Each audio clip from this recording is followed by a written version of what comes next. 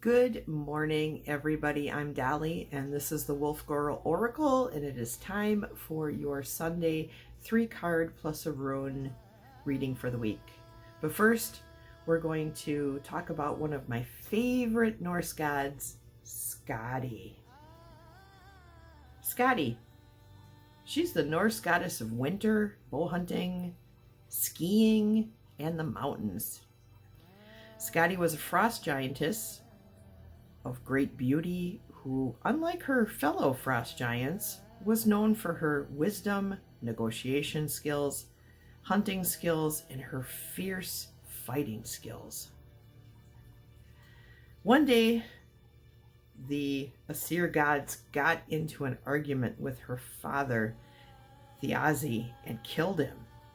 So Skadi traveled to Asgard to seek her revenge.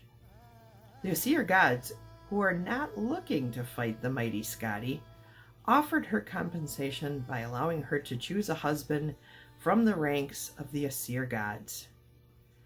But there was a catch. She could only see their feet.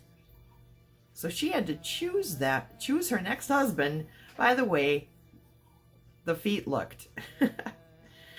But she thought to herself, well, you know what? Balder, who's the most beautiful, handsome god ever, he's got to have some pretty nice looking feet.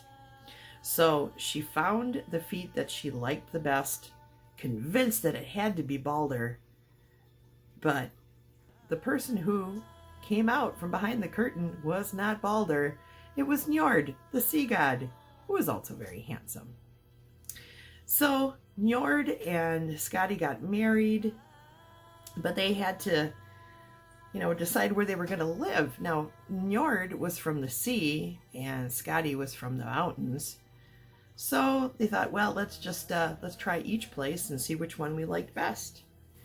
So they went up into the mountains, and Njord absolutely hated it. It was cold, it was snowy, the wolves were howling all the time. It was noisy. And he's like, I don't know. I don't think I can live here. So then they both went down to the sea to live next to the sea. And Skadi was like, oh my gosh, those seagulls, how can you stand the noise that they make? It's so hot and sunny. Oh my gosh. So they couldn't live there either. So they decided that they had to live apart from one another. But they loved each other very much. They did. And it helped bring together Skadi, who was a frost giant, with the Aesir gods. She was welcomed into their ranks, and she's my favorite goddess. And now that we're moving into autumn, and it's starting to get colder out, I always think to myself, oh, Skadi's coming back. She's almost here. So I hope you enjoyed that little story. All right, now let's get on to our 3-card reading of the day. Okay, everybody, it is time for your 3-card reading of the week. And I'm going to be doing a current situation card, a hopes and dreams card, and a roadmap card. So for the current situation, we're going to be using the Sacred Rebel Oracle deck by Alana Fairchild. And I've already shuffled these off camera several times. Well, I use them all the time. But give them another shuffle, and as I do, I'm going to ask the angels, my ancestors, and the spirits of both the land and the house to surround me, protect me, guide me, and give me the information that you guys need to know for this week. Okay, for our current situation, we have conscious connections. Ooh, conscious connections. All right, so those would be the connections that we have with people that is on the surface. Conscious connections, when I think of conscious connections, I think of some superficial connections, actually. The connections that are maybe with the people that you make at work, the connections that you might make if you go to church and you talk to people there, or any kind of spiritual gathering. It's the connections that we go after,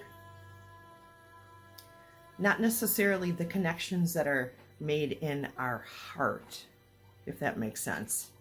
So right now, we are focusing in on our conscious connections with people.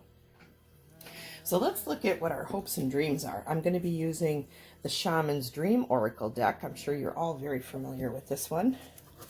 This is a pretty widely used deck, so let's give these guys a shuffle. And again, I shuffled these off camera the regular way. I just can't get it in front of the camera with this weird angle that I'm using right now. Oh, we had one flip over. Let's see what that was for our hopes and dreams. It is lost in space, needing direction. Ooh, okay. Lost in space, needing direction.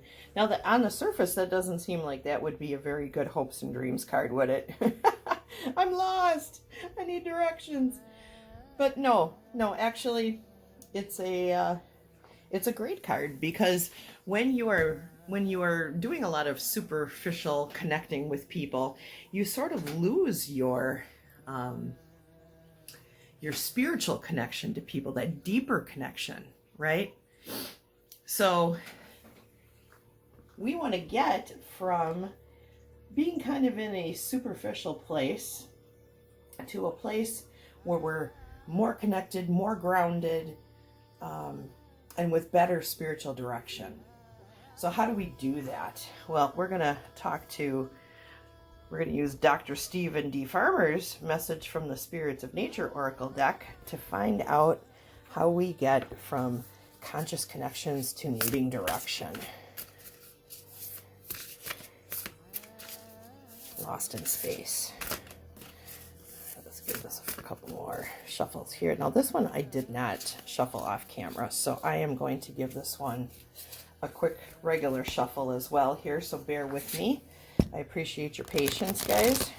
There we go. One more. Come on. There's a lot of humidity in the... Ooh, I'm bumping into things. There's a lot of humidity in the house right now, so everything's kind of sticking together too. It's cold, but it's humid. All right, so what is our roadmap card for today? It is moss. Adaptability. Of course it is. It's kind of like Spirit is saying, hey, let me hit you upside the head with a clue-by-4, okay? But yes, adaptability. We do need to be able to balance the superficial from the spiritual. We need both, right? We need both the spiritual and the superficial in order to go about our day-to-day lives. So finding that balance is the way to go. And because it's showing us moss as part of our adaptability, because moss is super, super adaptable to many different locations, and you know, it can grow in the cold, it can grow in the hot, it can grow pretty much anywhere. It's very adaptable. And the reason I think it is showing us this beautiful wooded area for adaptability is it's telling us to get outside, walk away from all of our electronic devices, and be in nature and ground ourselves in nature. Get our footing there so that we can go from the superficial conscious connections to the very deep and directed spiritual connections, and then just keep that all in balance. So thank you, Spirit. That's a good reminder that that's important for us to do. All right, let's take a look at our rune card for this week. I'm going to give these guys a shuffle here.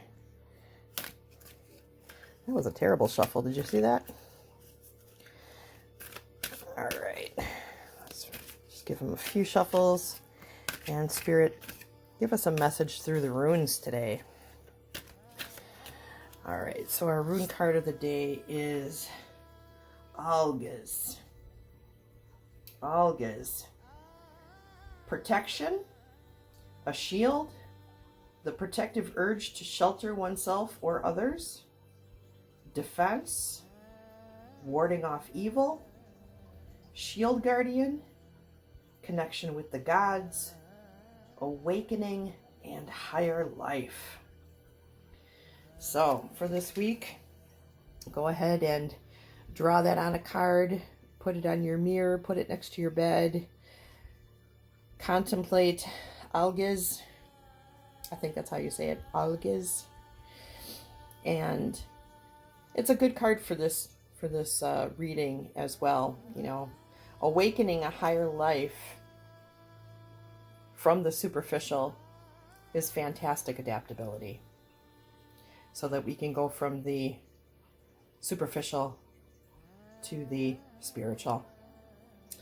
So that is our reading for this week, you guys. I hope you enjoyed that, and I hope you enjoyed the little Norse lesson today too. And I thank you for watching, and I'll see you guys again tomorrow with our card of the week. Take care, everyone. Okay, bye-bye.